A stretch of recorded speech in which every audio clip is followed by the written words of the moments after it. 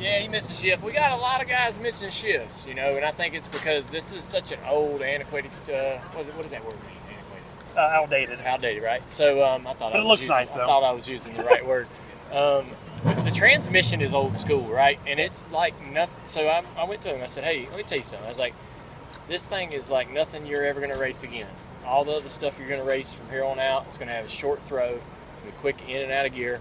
I said, "This thing's got a real, you know, it's like 8-10 inches of throw from third to fourth." And we restart in third, right? So all we got to do is go from third to fourth. That's all you got to do. And so I said, you got no muscle memory for that. So going down the back straightaway, coming to the green, I'm going from third to fourth, over and over and over. Just clutch in, rolling, third to fourth. Just getting some muscle memory in my arm because I don't want to be that guy that destroys the field. And so I told him, I said, you just got to, you know, come into the green, just practice it. If this 50-year-old man's doing it, you ought to be doing it.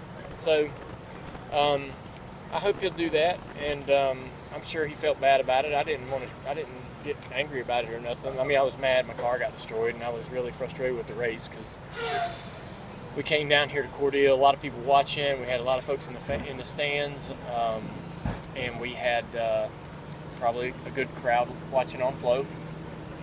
And we didn't put our best product together tonight. You know, we had a lot of cautions, and just a late show. Show ended way too late, and yeah, so just those frustrating things that we're trying to do better as a tour, as a series, and you know, I was talking to Kip a lot after this race. I was like, man, we're basically trying to run 2 features, and our growth, which is a great thing, is working against us a little bit because we got 2 great car counts, and we're trying to put 2 features in front of these people tonight, and it's maybe unrealistic.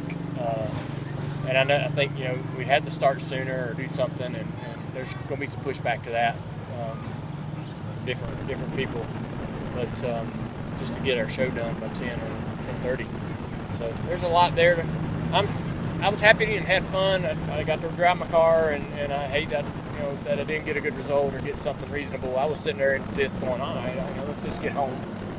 But the series and our product, there's some things we need, you know, we can improve, or we need to improve, and so not our best. How valuable is it for you to be able to be a driver a couple of times a year, to be able to experience it, not from the outside as, you know, series owner, but experience what it's like to feel what the drivers feel? I'm in the car tonight wishing that I was in the booth helping them, you know, move things along. And I don't know everything going on, so, you know, you're sitting in the car going, all right, man, why didn't we get to choose that time by, right? Why didn't we go ahead and do that? Or,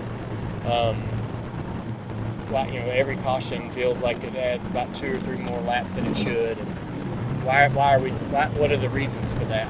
And there's probably some good reasons, right, that I don't understand. But, you know, I feel I like to drive, and I think it helps the racers appreciate what we're trying to do with the series.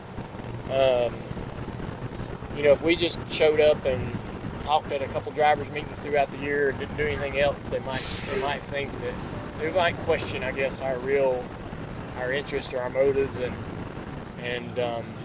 but I love this, and I want it to work, and I want to experience it as a driver, and so that they know, our owners and our other drivers know that, like, hey, I understand what you're fighting. I understand what you're upset with. I understand what you want us to do better, or what you want out of the tour, because I'm experiencing it. I got 2 cars tonight in the field. And so I see it when they come to me and they're like, man, this needs to get better, or man, why did we do it this way? We can have that conversation because I'm seeing it from all sides. So, I mean, I got to pay the same bills they got to pay as far as equipment and just to come out and race. So it's there's a trust there, I think, or appreciation amongst us all. So that's good. I don't want to race these cars forever, but eventually I just want to, you know, really focus on the series and try to get the series going. But I'll run a few more years, maybe. What do you feel like you guys as a series could do to clean up some of the messiness? I got some of the drivers' thoughts on it, but I'm curious of yours. Yeah,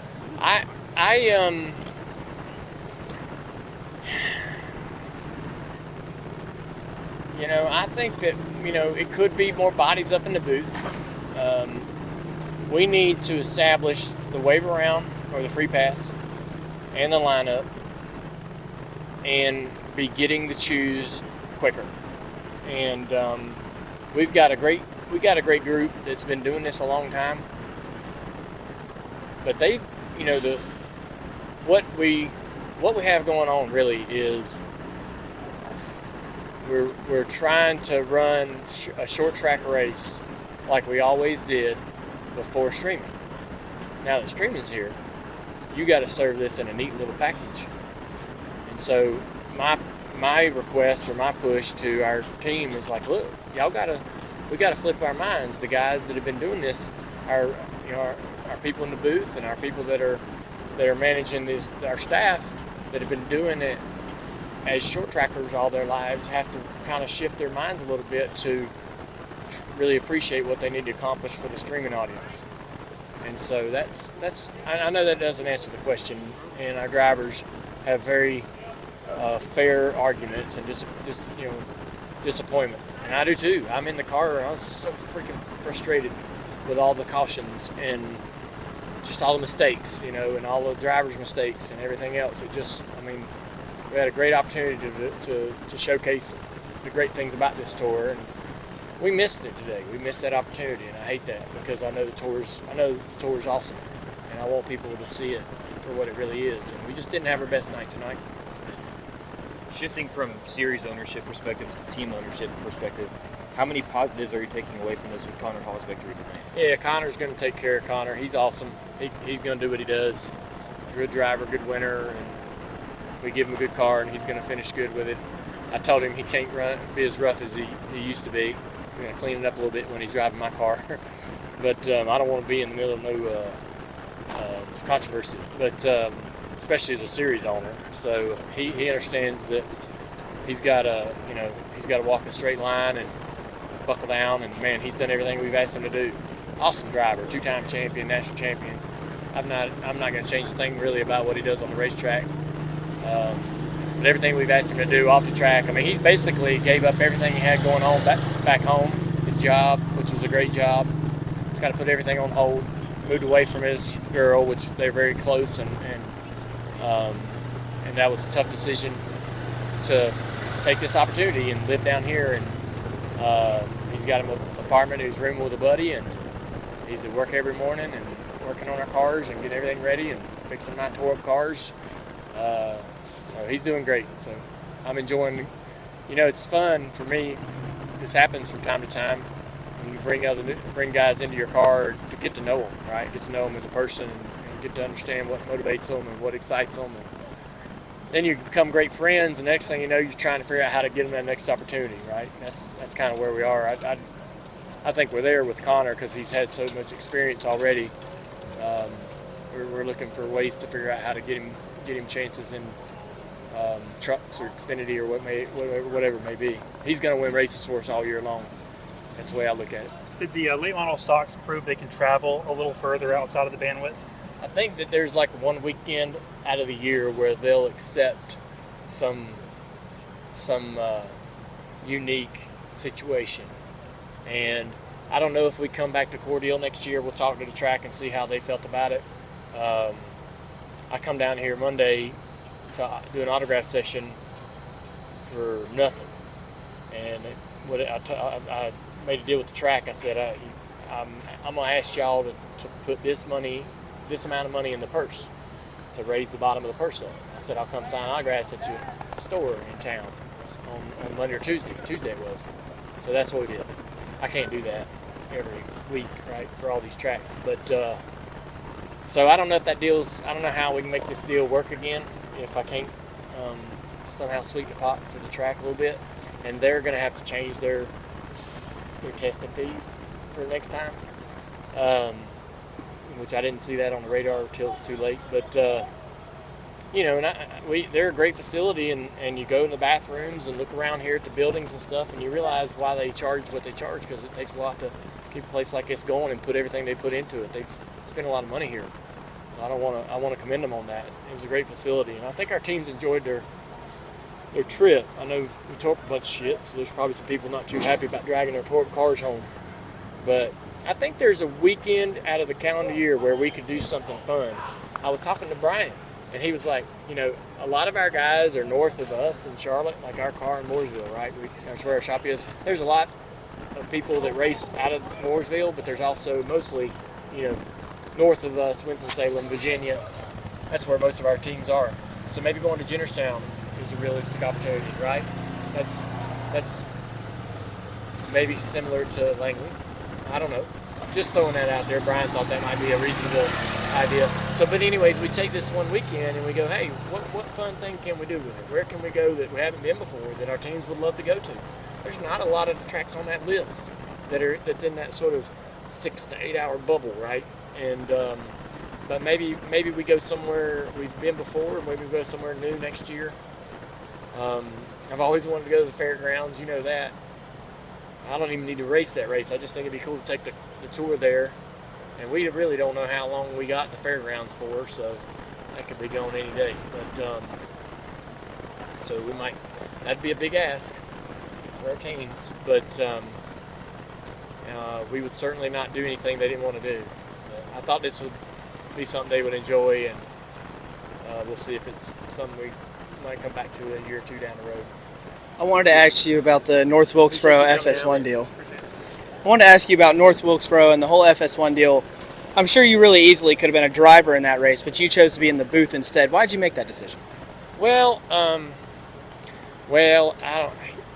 think that was what we needed to do to kind of kick the ball across the finish line for Fox to want us to want to be a partner with this. So, and it was kind of the same, because Flow's exclusive, Car Store is exclusive to Flow, right? So when we go over and say, hey man, we Fox Sports 1 might want to let us put our race on their network, Flow's gonna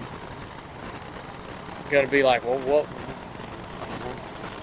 you're our partner, right? Well, why would you want to do that? So to kind of keep the numbers realistic and good for Flow and what they hope to see and expect for viewership, putting me and Harvick in the booth maybe going to help that. So people can still consume it on Flow if that's what they like, right?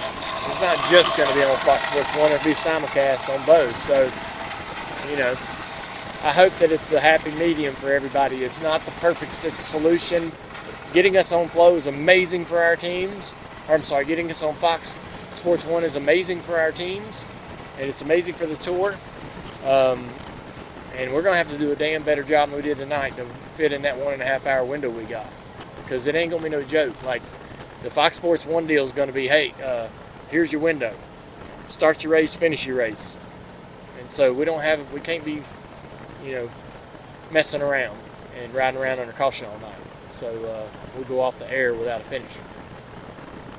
You talked about the facilities here and just how great they were, and there are some positives that come out of a rough night. We saw some good racing when we did see it, and Connor talked about how much it meant to him just to win this race. Talk about the potential of Cordele here in the future, because it was a big undertaking, but you guys did a great job. Yeah, I wished it would have ended better for all of our competitors. I hate to see everybody get banged around and everybody wadded up.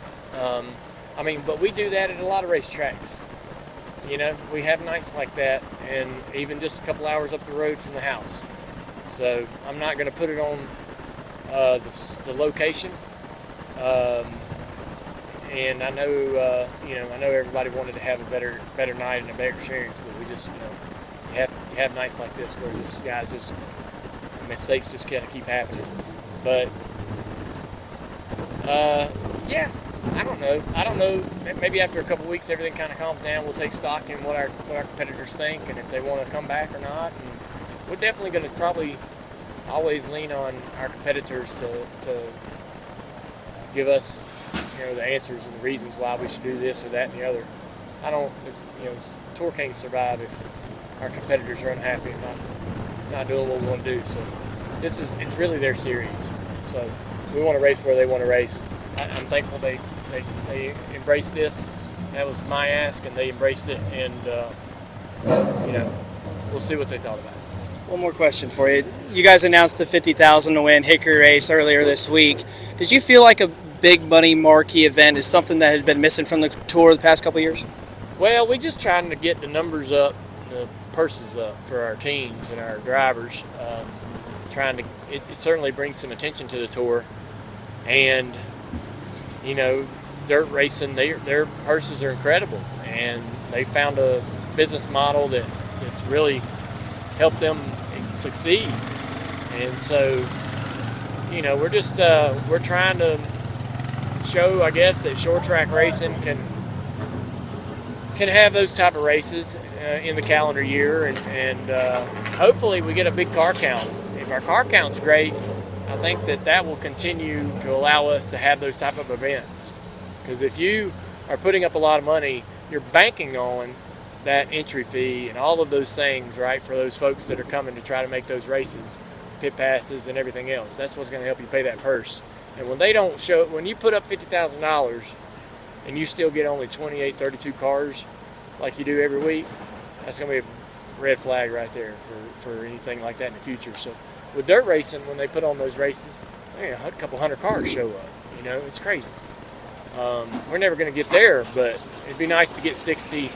I think if we got 120 cars total between the pro and the late model stocks at Hickory, I'd be pretty happy with that. Hey race fans, I'm Chase Folsom with Frontstretch.com. If you enjoyed the short track video you just watched, please be sure to subscribe to Frontstretch Grassroots on YouTube for more Cars Tour, ARCA, and other grassroots racing content. Check out Frontstretch.com for all your racing needs.